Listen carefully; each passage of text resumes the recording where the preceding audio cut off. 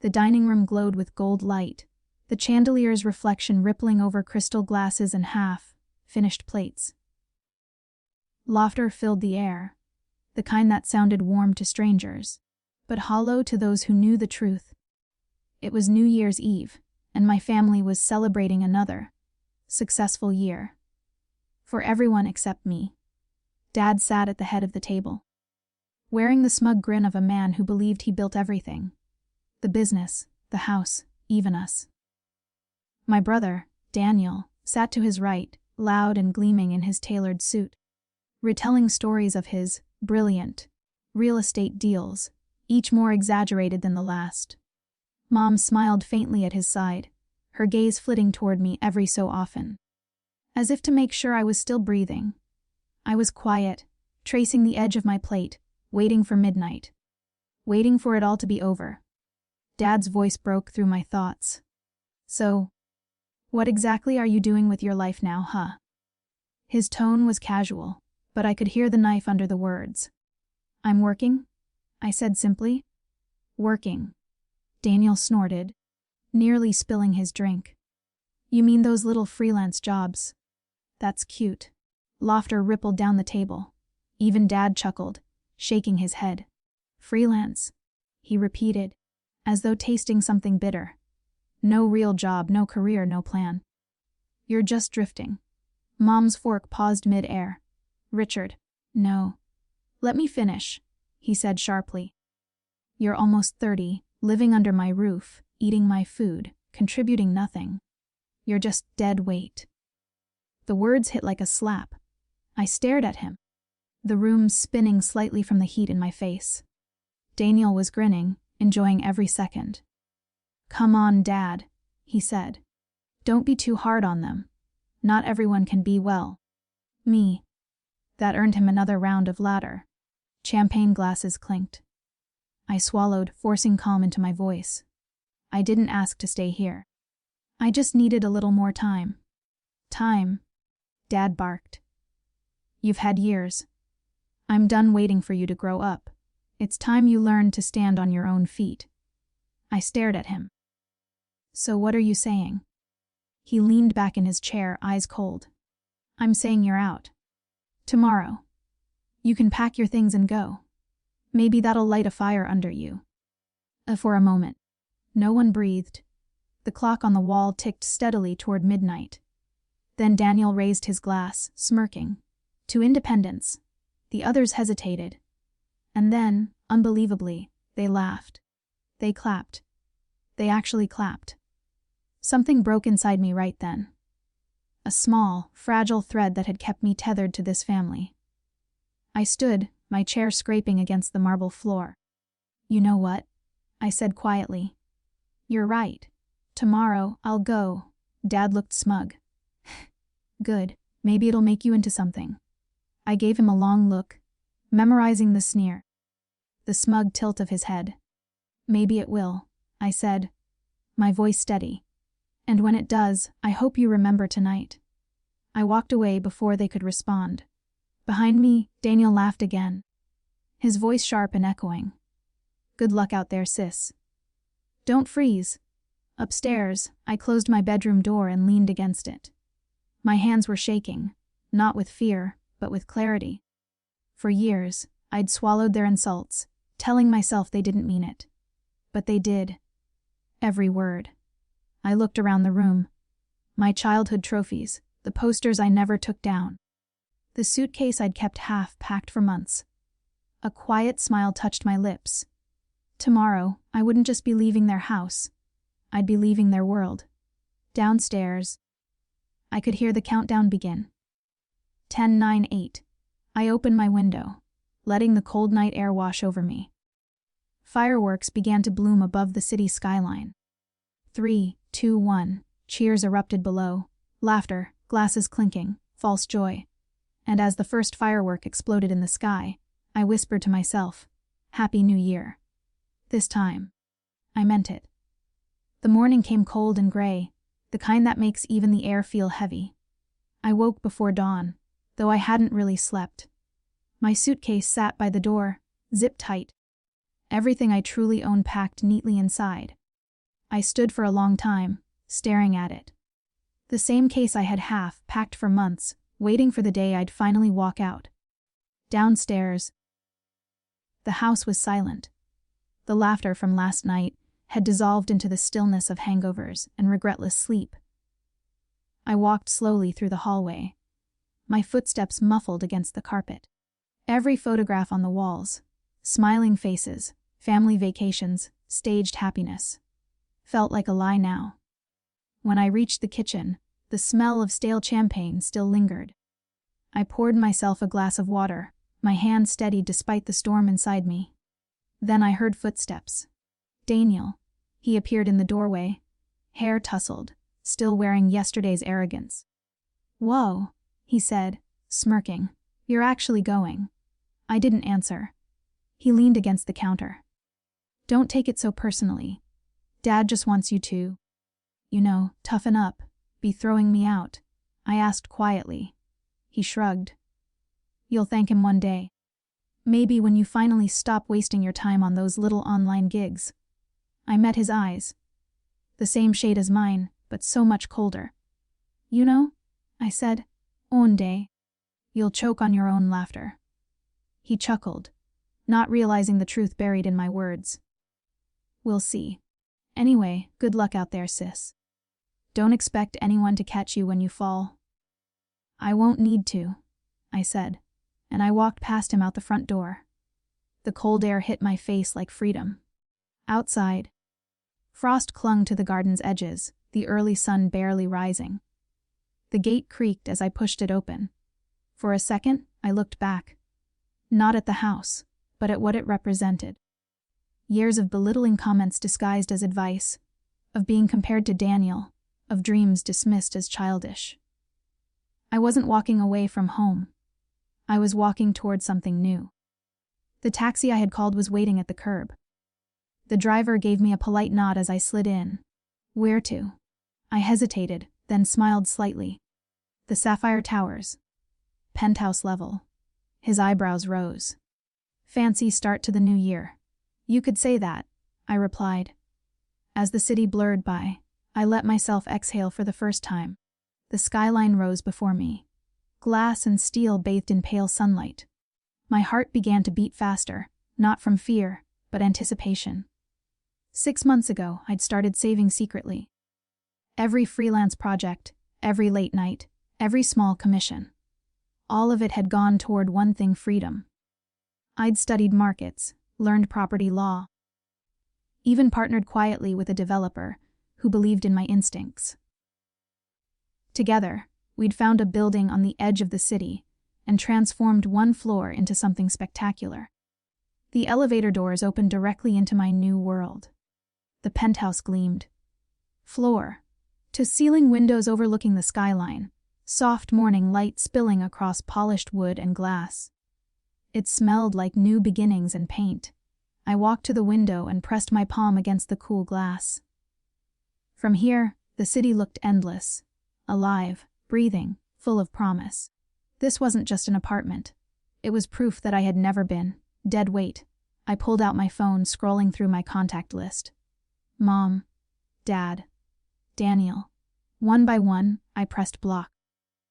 The silence that followed was the sweetest sound I'd ever heard. For the first time in years, I smiled without forcing it. I made coffee in my new kitchen. Savoring every step, the hiss of the machine, the warmth in my hands. I sat by the window, legs curled beneath me, watching the sunrise paint the city gold. Somewhere in that quiet, I whispered, "I did it." No one else needed to hear. Outside, the world was just waking up, but mine had already begun. Tomorrow, they would realize what they'd lost. But today was mine. The first few weeks in the penthouse were silent, too silent. Some nights, I would wake to the hum of the city below, unsure if I had made the right choice.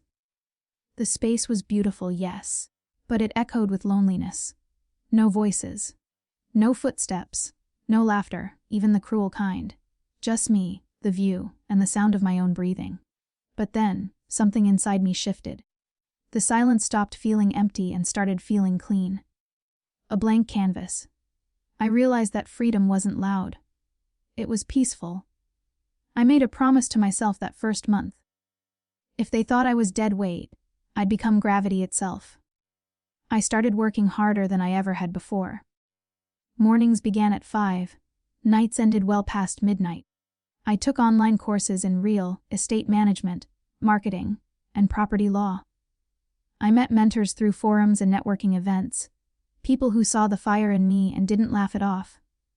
At first, I was terrified to speak up in meetings. I still heard Dad's voice in my head. You don't have what it takes. But each deal I studied, each risk I took, chipped away at that echo. I began investing small rundown condos no one wanted, little offices that looked like ruins.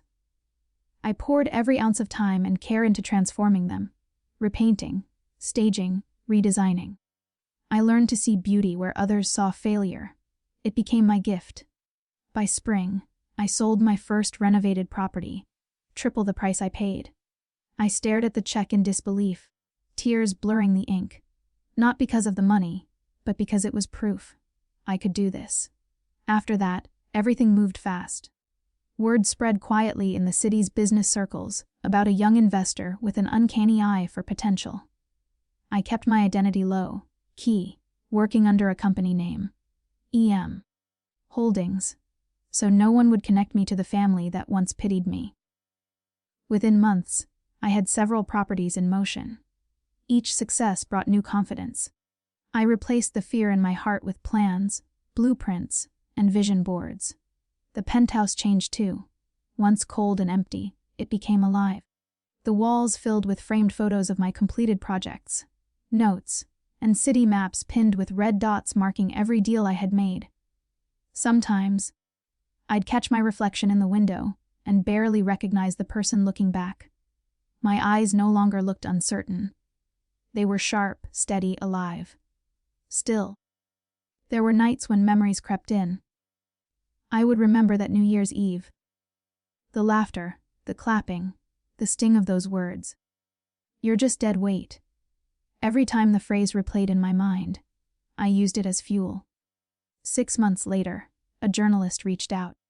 She'd been researching rising names in real estate and wanted to interview the mystery investor behind EM Holdings. At first, I hesitated. I wasn't sure I wanted the spotlight. But then I thought about the years I spent invisible, and how they'd laughed when I said I had dreams. Yes, I told her. I'd love to share my story. The interview took place in my penthouse, the same one I moved into the morning after they threw me out. I wore a cream suit, hair pulled back, calm but radiant. The reporter asked how I started, what inspired me. I smiled. Failure, I said simply, and the desire to prove that it wasn't permanent. She laughed softly. You've certainly succeeded. You're one of the youngest property owners in the city with a portfolio this size. When the cameras turned off, I walked to the window, watching the skyline glitter in the evening sun. For the first time, I felt no bitterness, only peace. I had built this life from ashes. Not for revenge, not to gloat, but because I deserved to exist beyond their judgment. Still, a small part of me wondered what they would think when they saw the morning news. The world was about to find out who EM Holdings really was, and the people who once called me dead weight. They were about to drop their forks. Morning sunlight spilled through the penthouse windows, turning the city into molten gold. I sat on the balcony, coffee in hand, the soft hum of the skyline below me.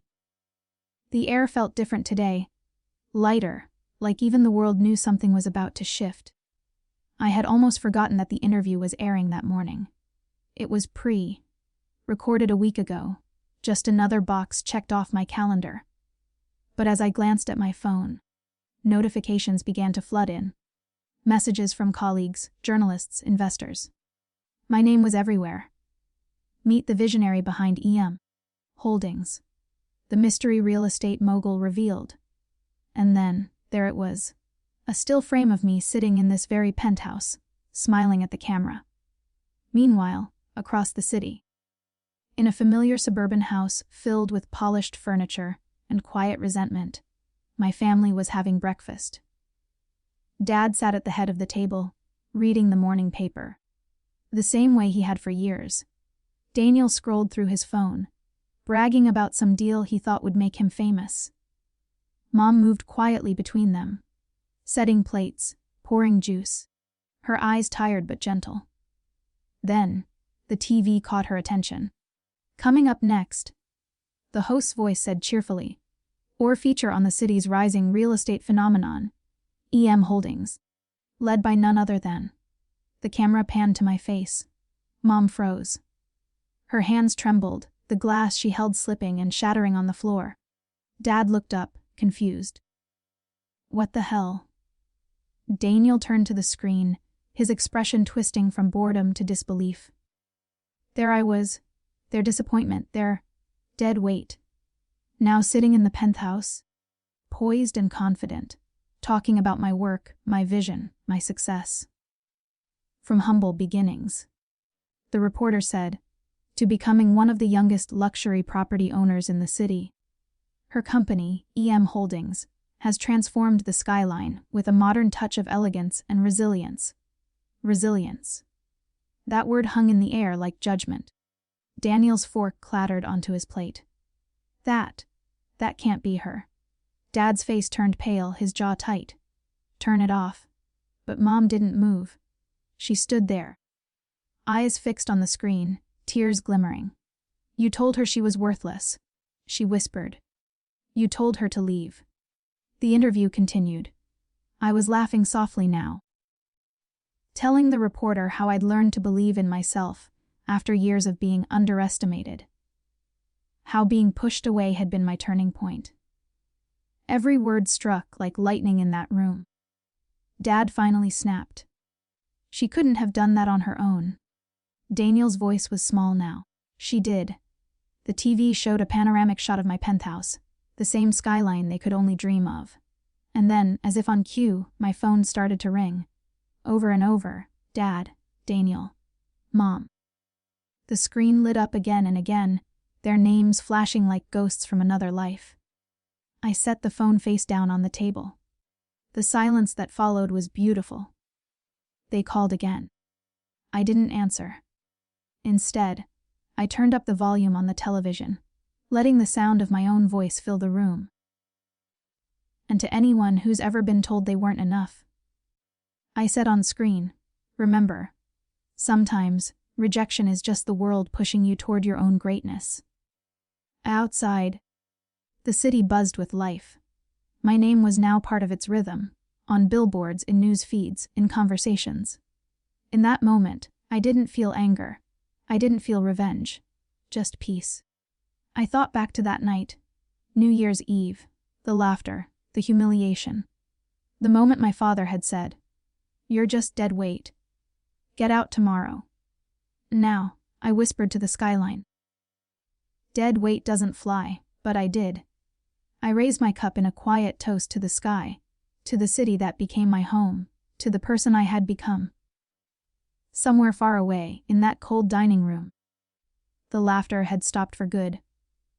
But here, in the penthouse I had built with my own hands and heart, the future shimmered, limitless, alive, mine.